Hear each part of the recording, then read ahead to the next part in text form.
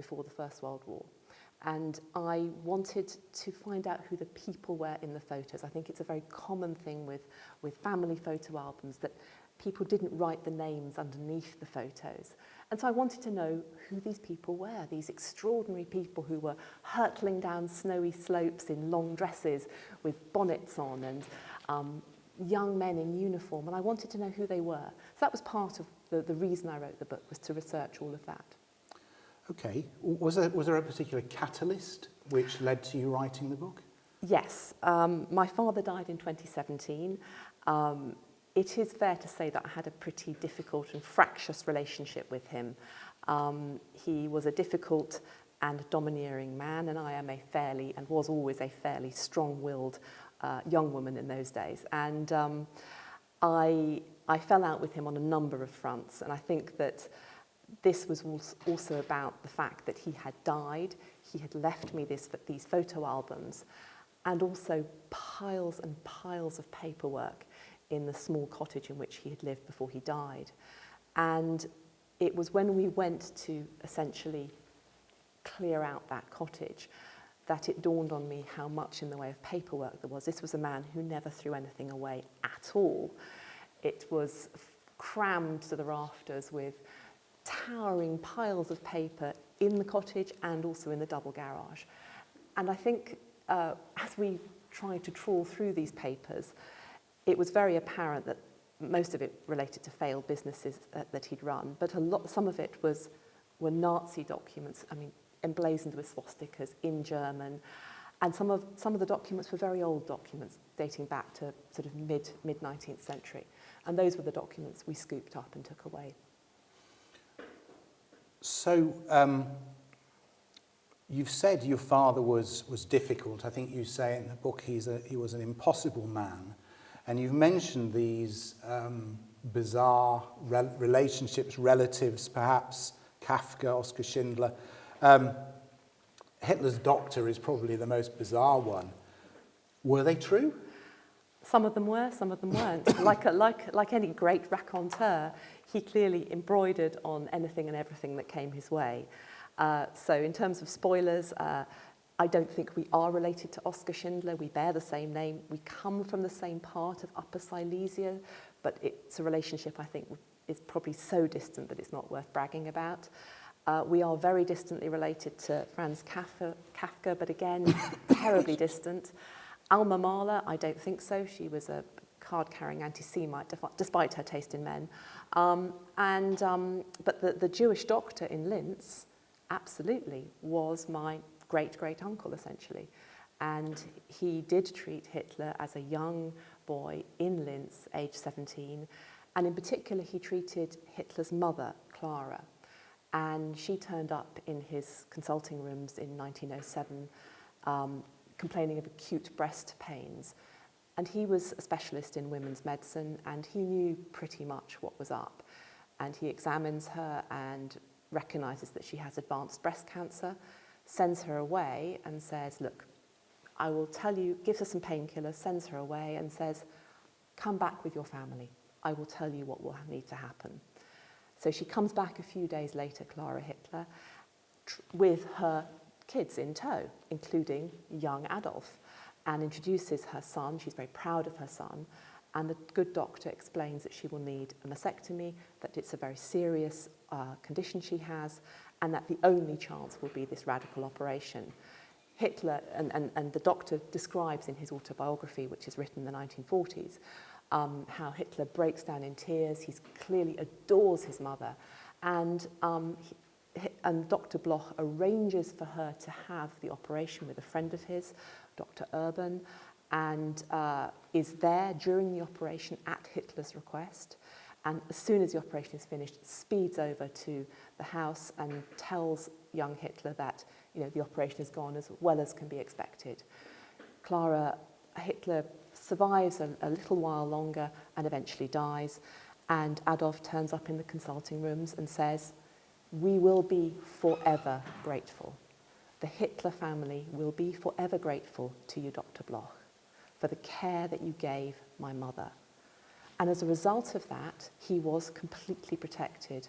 He was the only Jew in Linz, he and his family, who was protected after 1938. Fascinating. Now, you obviously traced your family roots back Yes. through the generations. How far back were you able to go? What did you learn that you didn't know before you started to write the book? Well, interestingly, I had always assumed that it was my great-grandfather who had been the distiller and who had moved to Innsbruck and set up a distillery. And that was actually quite a sexist assumption. I'm quite surprised I assumed that, because actually it was my great-grandmother who came from a distilling family. And one of the incredible documents I found was a so-called Taufschein, which was essentially a christening certificate, completely inappropriate, obviously, for a young Jewish girl.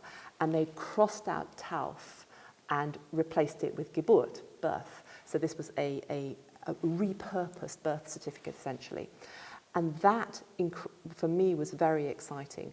Not for the fact it had been repurposed, which I think happened quite a lot at the time, but for the fact that it took me back 2 generations, and I could see that my great-grandmother's parents and her great-grandparents had all been distillers. They had all been owners of Brandweinhäuser, so brandy houses. And this was not an uncommon thing.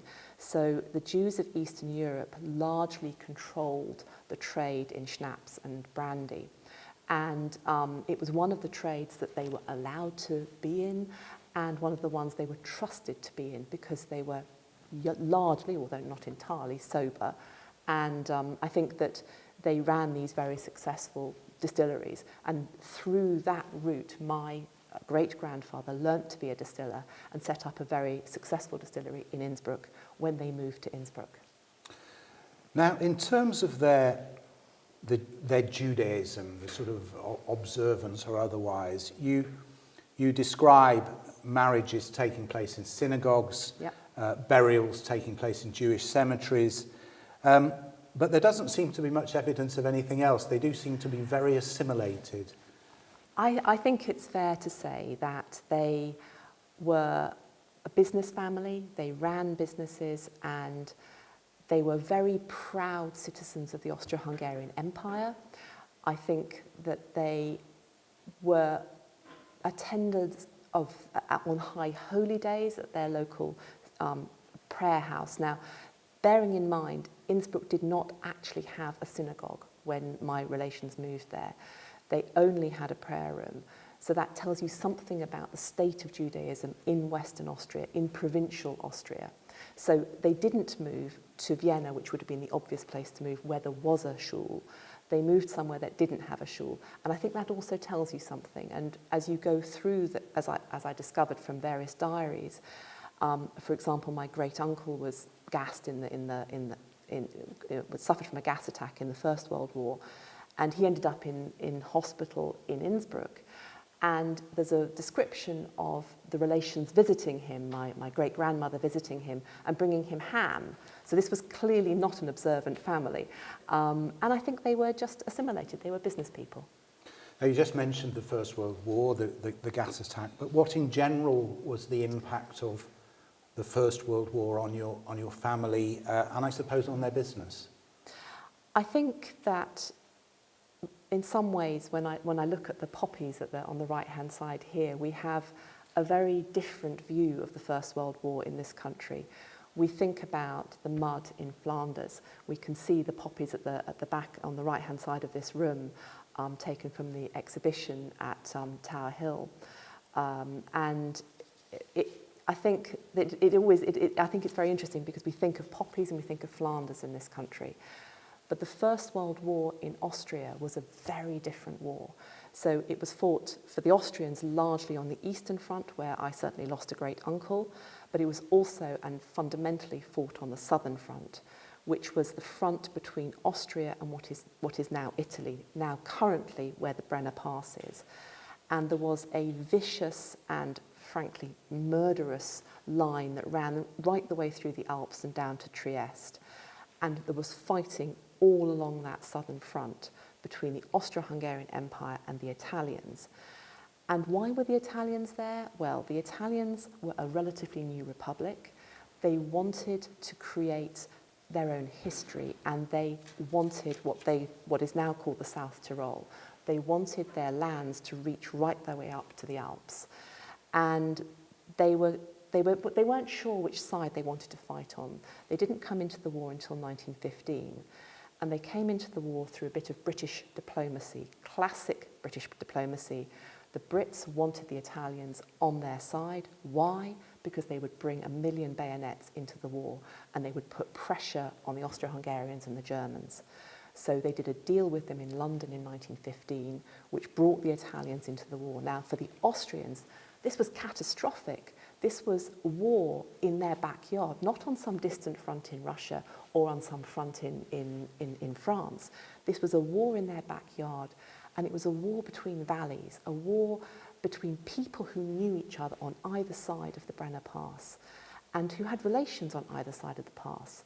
And so I think that's the way of thinking about it. It was a very vicious war, fought not on mud in the flat, but on vertical slopes. Something like 60,000 soldiers died just in avalanches, and they were often marooned on the top of mountains for months at a time, weeks at a time, often without supplies. So these were very, very harsh conditions, and you were as likely to die from Mother Nature as you were from a sniper's bullet. What sort of anti-Semitism would there have been around at that time, if any? Would your family have experienced any? I think, the roots of anti-Semitism are very deep in many countries, and it's fair to say that Maria Theresa, who was on the throne before Franz Josef, was deeply anti-Semitic, and she did not allow Jews to settle in Austria, in what is now seen as Austria. It was only her son Franz Josef who did allow that. From 1867, there was this magical moment where Franz Josef realised the Jews were quite useful, they were educated, they could invest in the infrastructure of the country, they could invest in the railways, invest in industry. So he unleashed basically a wave of immigration into Austria. So that's the sort of golden age, if you like. That lasts up until about 1889. And then you start to see creeping into the public discourse anti-Semitism. Specifically in Western Austria, it has a very particular nature because there were very, very few Jews in Western Austria. So around the time of the Second World War, there were about 500 Jews, so tiny, tiny number. But going back in time, where does this come from? There's by 1889, there's an anonymous pamphlet written about the Jews and how dangerous they are and how you shouldn't shop with the Jews. This is long, long before the Nazis, 1889. And as you move into the 20th century, there are little spikes of anti-Semitism. I think one of the things that interested you, Jonathan, was the Houseman story. This is around 1928. So this is Max Houseman, yes, who dies on a trip to yes, to so Austria. he's a Latvian Jew. He's very keen on the mountains. So mountain walking was not something that people did before about 1850, 1860. And there was a sort of renaissance of people suddenly discovering the mountains, a real vogue of people walking in the mountains for the first time. And he was very keen on the mountains. And he arrives in Austria and particularly in the Tyrol, and goes to the Zillertal, which is a valley not very far from Innsbruck, and walks with his son, very keen on walking, keen on marching up mountains. He also has, we think, a heart condition because he has fainting spells and he falls down a pathway into a river. What immediately happens is that he's walking with his son, Philip, and what immediately happens is the locals point the finger at the son and say, he's obviously pushed him down there. There's some fight going on. Maybe it's about money, maybe it's about a girl, who knows, but the son is guilty. And he is fingered for this crime of patricide. And he's put through not one but two trials in the Innsbruck County Court. And this divides Austria. So the Tyrolers, fiercely, fiercely loyal to their country, to their earth, think that this is an international Jewish conspiracy, the fact that they're in any way criticised for the way they're running their country or their county or even this trial. And internationally, people are looking at this, and people like Thomas Mann, Einstein are saying, this is a travesty. There is no evidence that this boy did anything at all. He gets slung into jail, he appeals, that's sort of moderately successful, and eventually he gets to the point where he's pardoned. There is such an outcry, and this is talked about in Austria and written about as the Austrian Dreyfus affair. It was that serious for the historians of the time. And I think that slightly shows what was going on. This is 1928. Again, it's before the Nazis. And there was a definite spike in anti-Semitism in Innsbruck. There were people who were self-proclaimed anti-Semites. This was a label that people carried with them. And there were lectures in Innsbruck about how to deal with the Jewish problem, even though there were practically no Jews there. And of course, Philipp Houseman becomes Philippe Houseman. He does indeed. The famous photographer. He does. So he's eventually pardoned by the president of Austria at the time, because basically his inbox, his in tray, because it wouldn't have been a box, it would have been a tray on his desk, obviously, is so full of letters of outrage from all over the world. He eventually says, look, we'll just let this guy go.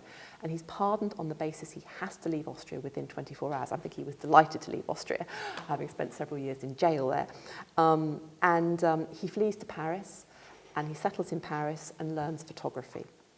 And he can see that what is happening. He's quite prescient, this young man. He then flees to New York, where he sets up as a photographer, and he was one of the most acclaimed photographers who did the covers of Life magazine.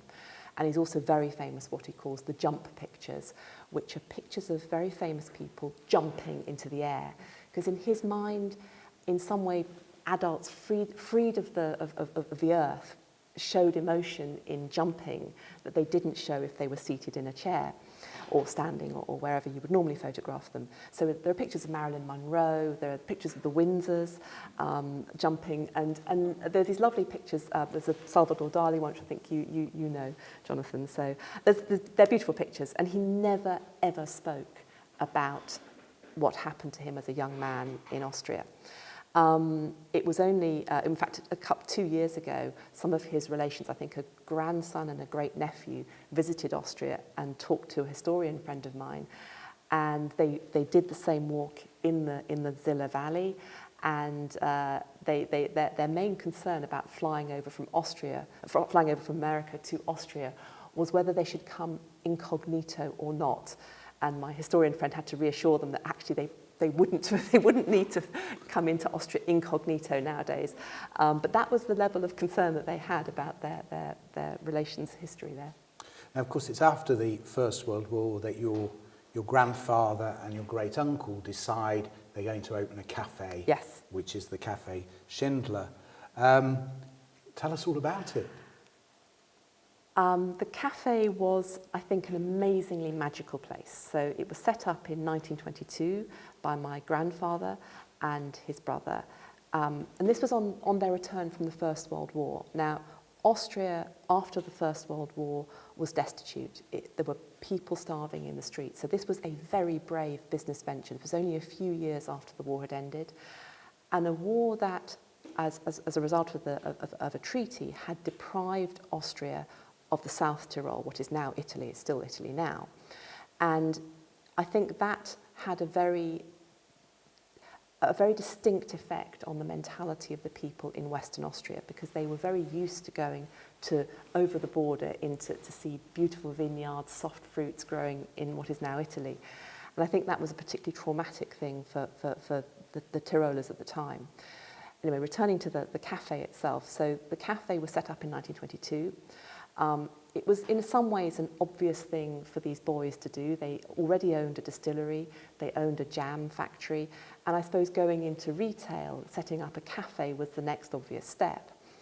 And my grandfather loved music, so he had live music there, and he also was one of the first places, it was one of the first places that had jazz, so one of the first places you could hear jazz in Western Austria. And when I was at school there, so I was at school there in the early 80s, when I said my name is Meriel Schindler, the parents of my friends and their grandparents would suddenly go all misty-eyed on me and say, "Oh, the Cafe Schindler. I used to dance all night there, or I would sneak out and I would meet my boyfriend there." And it had real resonance with people. And it was a very special place. It was one of the only places you could dance in Innsbruck. And Innsbruck's a tiny place.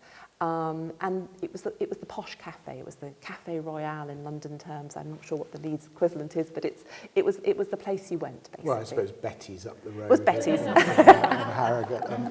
I'm not sure Leeds has got one, to be honest. So was this cafe a success for them? It was a huge success, and it was the main watering hole for people passing through. It had a tie-up with Thomas Cook, sadly no longer. It had a tie-up with Thomas Cook. Thomas Cook sent Brits there who were travelling through Austria on their tours. So, and I've got photos and letters from Thomas Cook saying that's what they did. Now, as we move into the 1930s, there are winds of change in Austria, indeed other parts of the world too. But things deteriorate quite quickly. So what happens to your grandparents and indeed to your father, who's around by then? So my father was born in 1925. So he's a young adolescent at the beginning of that descent into fascism. And my family were a rich family. They were an assimilated family. They had one of the nicest houses in town. So the first inklings of what's going to happen are when my father is home alone in the villa, in the villa quarter of Innsbruck, and there's a knock at the door, and he opens the door, and there's a very tall gentleman there who introduces himself scantily just by saying, "I'd like to see around the house." He doesn't give his name, and my father, aged 12, 13, is too overcome by good manners to ask who this is. And he duly shows this man in uniform around the family home. And the man he's just shown round is Hofer, Franz Hofer, who has just been appointed the Gauleiter of the Tyrol and Vorarlberg. Now, there were only 42 Gauleiters, and they reported directly to Hitler, and they were in charge. They were the regional directors of a Gau, of a county, if you like. And he had control of the Tyrol and Vorarlberg, which is immediately west of the Tyrol. And he'd spied the villa and decided that that's where he and his family were going to live. So my father has shown the Gauleiter round, and shortly thereafter, my grandfather ends up in jail, and this is a means of extracting the villa from the family. And that is essentially the first asset that is taken from them, purely because the Gauleiter wants to live there. And that's the first asset. The second asset is then obviously the cafe. Now, the cafe is seen as very important. It's important to morale, it's a fun place, and it's very important that it's run well. So Hofer, who is basically nothing happens in Innsbruck without Hofer's particular permission.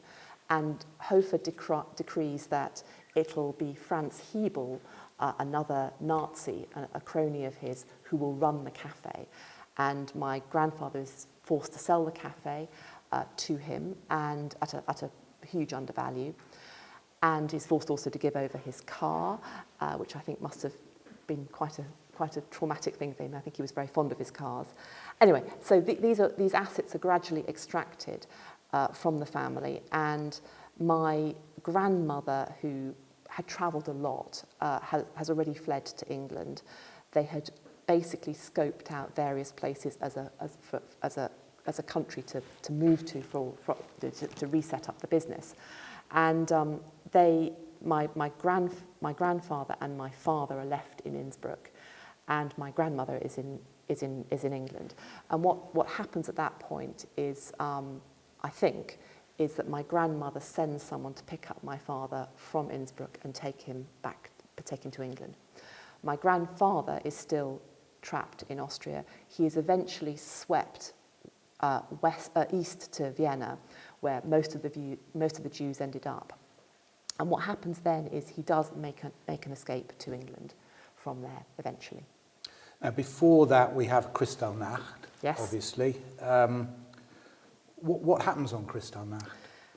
So Kristallnacht in Innsbruck is a particularly nasty and bloody affair. Now, Kristallnacht, as you all know, was designed by the Nazis in order to intimidate the Jews. It was not primarily to kill Jews, but what happened in Innsbruck was that the Nazis were let off the leash, the police were told not to intervene, and many of the Nazi thugs who went out on that night to cause mayhem were told it doesn't matter if they die. And 3 Jews die that night, which for a very small place was a very high number of Jews compared with other incidents going on throughout the German Reich. My grandfather is beaten up by a couple of Nazi thugs, 6 or 7 we think, who knock on the door and force their way into the flat they're living in. Now, your father claimed to have been there and a victim of Kristallnacht. This was one of his defences of some of his behaviour, perhaps. Yes. But what did you discover? So my father always told the tale that he had witnessed his father being beaten up by these thugs, and specifically, very memorably, that the thugs picked up his toboggan, that he had a classic wooden toboggan with a woven seat, and they picked up this toboggan and smashed it over my grandfather's head. Now, these toboggans had wooden hoops with metal strips on the underside to protect the hoops as they go over the snow. So this caused an extremely nasty gash in my grandfather's head. And my father always told this story. And he told it not only to us, but he told it also to various psychiatrists whenever he got into legal trouble and was trying to extract himself and needed a psychiatrist report to say essentially how poor his mental health was. He would tell this story, he would trot out this story. So this was part of our family history. And it wasn't until I got hold of the witness evidence from the prosecution of the thugs after the war. So by 1946, 1947, Austria has gone into reverse. It's now prosecuting the Austrians, the Nazis who beat people up. And these were small fry, local thugs, basically. And I got all of the witness statements from the criminal prosecution of those men, and not one of them referred to my father being present. They refer to a woman being present, but no one else. And I was very puzzled by this. And then I go back to the 13 photo albums that I referred to earlier, and there was one I hadn't particularly looked at before, which was a small sort of A5 size album, very much a portable album that my father had stuck photos in, partly mementos of Innsbruck. There was a picture of his dog, a picture of the villa they'd lost, but also pictures of his arrival in England, the White Cliffs of Dover, Piccadilly Circus, Buckingham Palace, Tower Bridge. And on one page, in very faint white crayon, it says September 1938. And I know from that there is no way that he was there in November 38.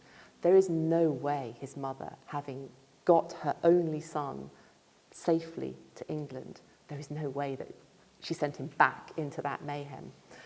So I'm afraid that is a central untruth, if you like, in my father's history of himself. Now, your strand of the family obviously survived the war. Yes. You've explained your grandfather escaped, your father, your grandmother, but other strands of the family were not quite so fortunate. Yes, I was incredibly lucky as part of the research for the book to be able to track down other strands of the family, other relations, many of whom my father had actually fallen out with and who I managed to make friends with after his death. And one of them sent me a diary that had been written by my great aunt Martha, so my grandfather's sister. And it's an incredibly moving diary. It's quite fragmentary. She talks about her children, she talks about the First World War, and she talks also about the fact that they are trapped in Vienna. And I have that together with a series of letters between my great-grandmother, my great-uncle, and my great-aunt Martha, which are sent to my father in London. And some of them say very touching things like, you know, we're trying to get out, we're thinking about going to the Dominican Republic, but that doesn't look like a good idea. We're thinking about London. If you meet someone, you surely you're meeting senior people. Perhaps you could ask. Now, she was asking a 13-year-old refugee to try and help get them out. So there's an increasing level of panic in the letters. And by the time it gets to 1941, there's a last entry in the diary, which is a letter to her cousin in America, and it's the night before they are deported to Theresienstadt. My great-grandmother survives a matter of weeks in Theresienstadt. My great-uncle dies shortly after that. My great-aunt Martha is made of sterner stuff. She survives right up until she is shipped out to Auschwitz. Ironically, I think this was just as part of the clean-up job of Theresienstadt just before the Red Cross visit, because as those of you who know this history will remember, the Red Cross visited and were duped by the fact that there were beautiful white picket fences and there was a cafe and there was a cinema and it looked like a spa town for elderly Jews. But it was a vastly overcrowded spa town for elderly Jews until the Red Cross arrived. They shipped out all these Jews. I think my great-aunt was amongst those. There's no trace of her in Auschwitz. I think she was gassed as soon as she got off the train. And then, of course, Theresienstadt returned to the mayhem it was after the Red Cross visit, after they had been signed off, if you like. And the story of the Dubsky family is perhaps worth mentioning. This is a chap who converted, yes, and who tried very hard to stop the Nazi regime getting hold of his assets, yes, but ultimately... So I had a great uncle, Dubsky, Egon Dubsky, who again they had a distillery as well, and he married out. He married a local Catholic girl, and converted. And he converted early 1930s, and he tried very hard to transfer his assets to his wife. He was successful in part, but Hofer was furious that the assets were being transferred out of Nazi control, essentially. And he had a nervous breakdown. He was initially incarcerated in Innsbruck hospital and then was moved to a sanatorium. He survived there for quite a long time until the local head of the SS turned up and shot him in cold blood. And he, despite marrying out, despite conversion, despite doing everything they'd always wanted him to do, the Nazis, including smuggling Nazi propaganda in when the Nazis were illegal, he tried to do everything he could to keep himself safe, but that served him not at all. So the surviving members of your family know precisely who has their home, their business. They know who arranged the transactions. The war comes to an end. Yes. Did your family manage to recover anything? Yes. They were perhaps part of a very, very small number of Jews who actually returned to Austria. Most Jews did not return to Austria for very obvious reasons. But I think my grandfather loved the mountains. He loved the Tyrol. He was first and foremost a Tyroler. It's where he was born, it's where he was brought up, it was where he had his business. And that's why he returned. And he returned and resurrected the cafe, which had been bombed, ironically, obviously, by the Allies. He rebuilt his jam factory, which had also been bombed by the Allies. They sat in near Oxford and watched the bombings unfold in the local newspapers. I think with some bittersweet feelings. So he resurrected the cafe and made it a success again, just as he had founded the cafe after the First World War. Sadly, he didn't survive terribly long. He died in 1952. And my father, who was a terrible businessman, took over the cafe. He'd inherited it with his cousin and immediately fell out with his cousin. And the cafe limped on a little bit further into the 1970s and was eventually sold and completely disappeared off the main road in Innsbruck.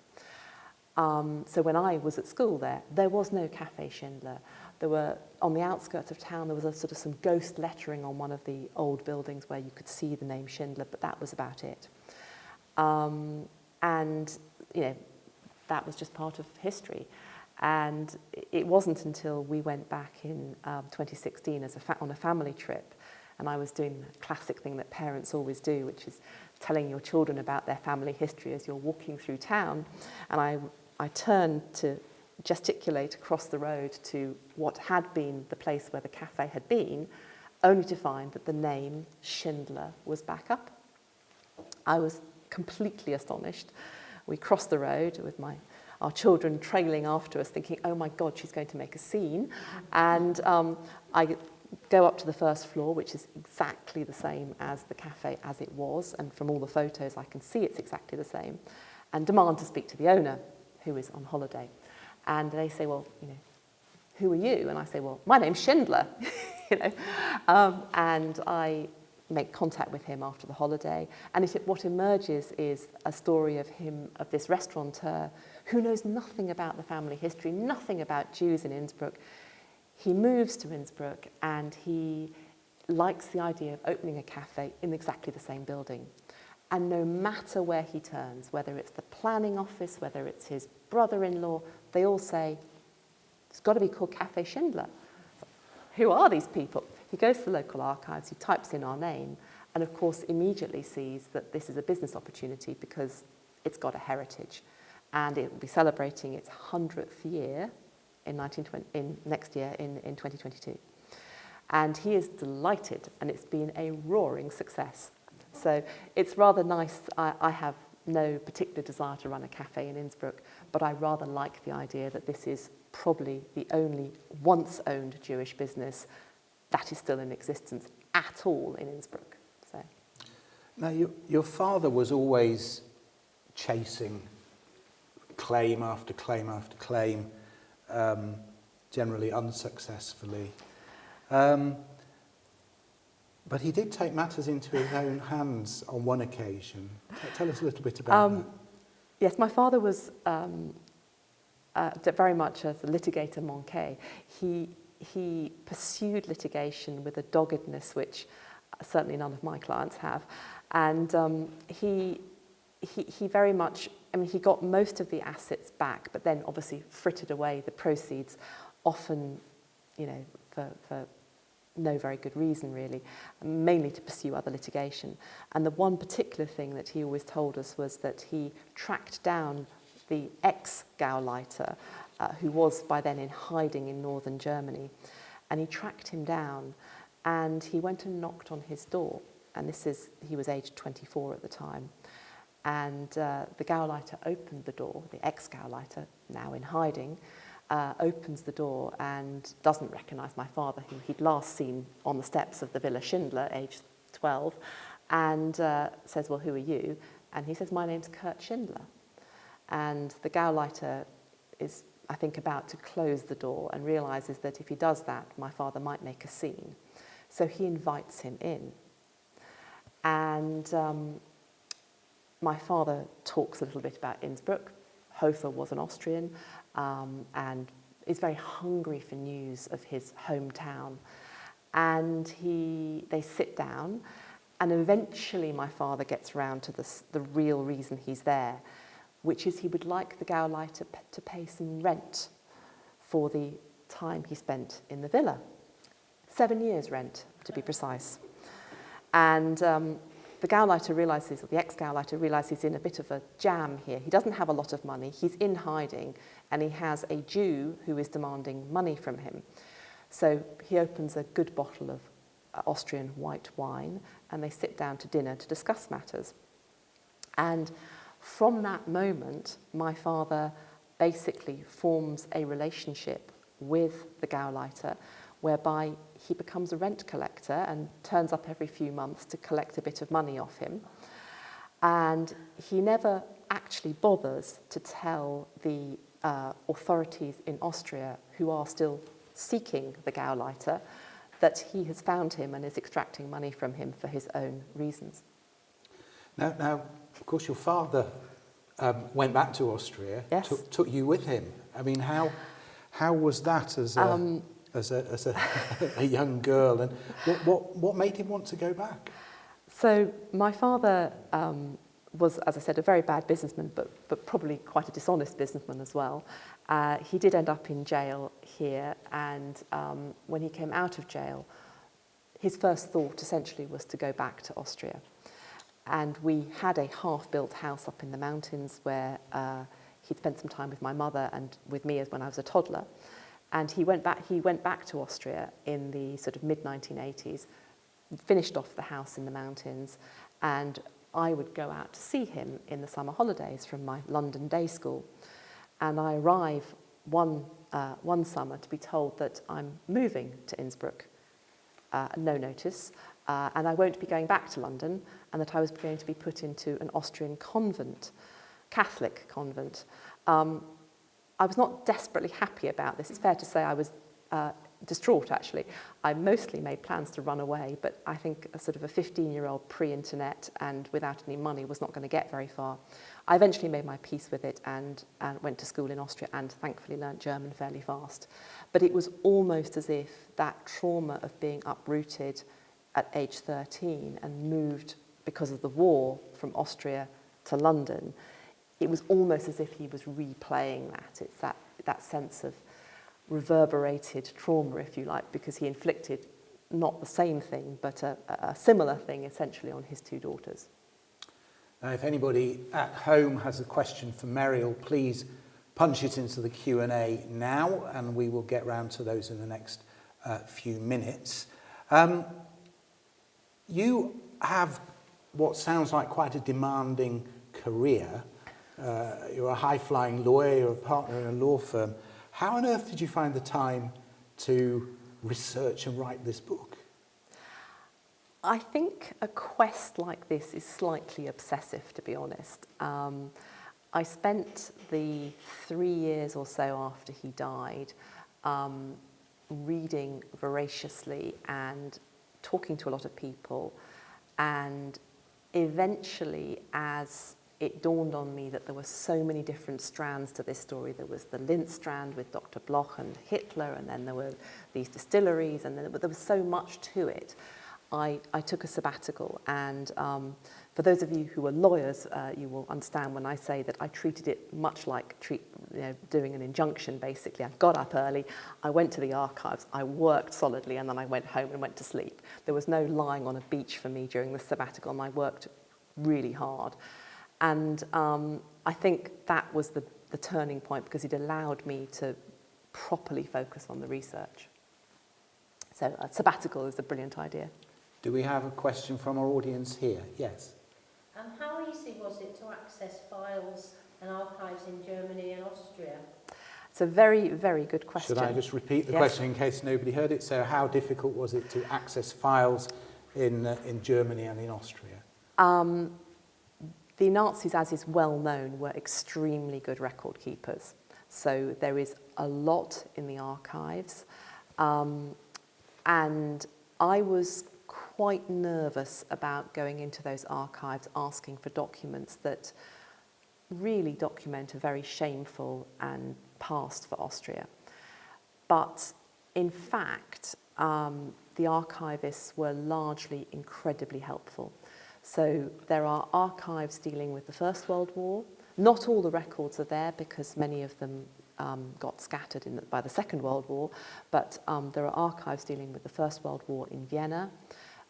Most of the Jewish communities in the main cities, in Vienna, in Linz and in Innsbruck, have some records. So they have big bound books which show where people came from, you know, and when they, so births, deaths and marriages. So the shuls have books. And by and large, I mean, when I went to school in Innsbruck, it's fair to say I would not have dared ask anyone what their parents and grandparents did in the Second World War. It just was not spoken about. So in the sort of mid-80s, that was totally not spoken about. But by the time I was researching this, in the last 10 to 15 years, it is fair to say that Austria has done a lot more to essentially recognise what happened. In the immediate aftermath of the Second World War, their mantra was, we were Hitler's first victims. Now, I have to say that the crowds of flag-waving, saluting people on the sides of the streets tells a different story, but that was their mantra right up until 10, 15 years ago. And there has been a real sea change in how the younger historians have approached Austria's history. And they have done a lot of digging around to reverse this Hitler's first victim nonsense. And so in answer to your question, the archive, there's a lot in the archives. There's a lot of restitution files and lots of things like plans. I looked at the plans of the cafe, original artwork from the cafe. Those sorts of things are in the archives. My stream has gone down, I'm afraid. Are there any questions from people at home?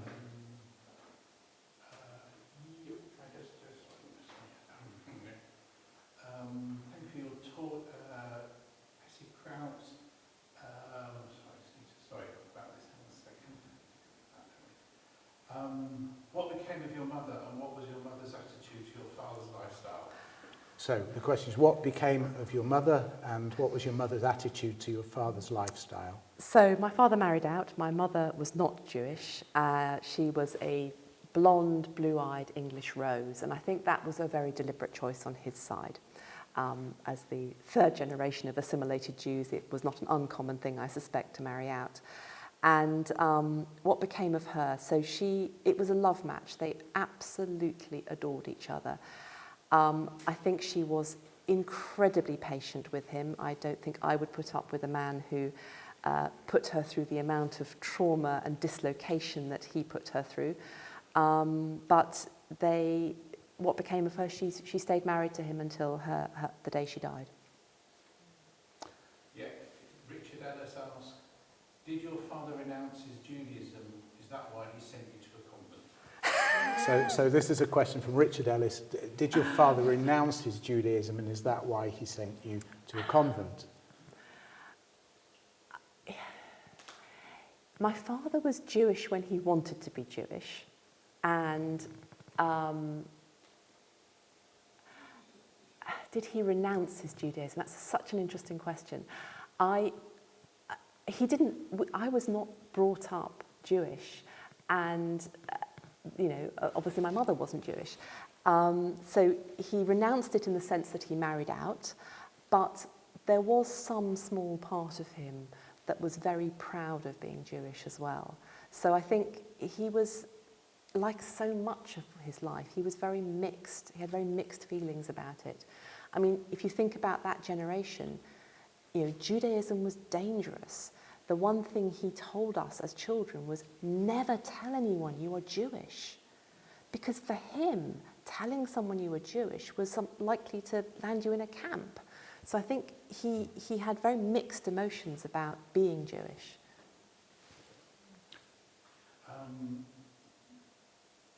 So the question was, again, from Petty Krauts, where did your parents meet? It was kind of a follow-up. Because they went out to see. No, they met in London. Where did your parents meet? They met in London. They met in London, yes. Okay. So what's next for you, Meriel? Have you got another book up your sleeve? Do you think this might be made into a film or something? I'm open to offers. In my slightly crazier moments, I have to imagine who might be playing me in a film. But no, Do I have another book in me? I loved the process of writing and researching the book. I think for anyone who has engaged in any level of family research, particularly where they've had very conflictual feelings about their family, I think writing is very curative, it's very therapeutic. This was probably my chef-d'oeuvre, but I have some other ideas, mainly relating to matches and matchmakers and industrial London, so I'm not sure. This is still very fresh, so I will take a little bit of research before I settle on anything. Well, I very much enjoyed reading it, and if you do write anything else, please do come back and tell us all about it. Meriel, thank you for being our guest this evening. If you want to buy the book, use the link on our website or on the email we sent you. The price will be the same for you, but Milim will get a few pence too. Those of you in the USA, sadly you have to wait till the 12th of October when the edition over there will be published. Meriel, we have a couple of gifts for you.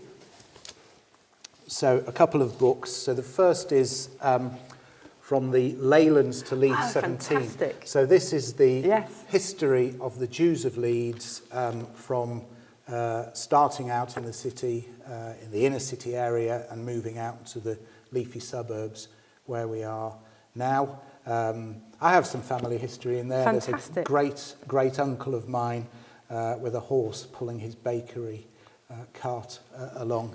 And also this book, which is some of my photographs. This wonderful. is of Magen you. David Adom, the Israeli ambulance service in action. So wonderful. I hope you'll enjoy. Thank you so much, Jonathan. That's absolutely amazing. Thank you. You're very welcome. Thank you. Now, the next Milim event is on Thursday, the 9th of September.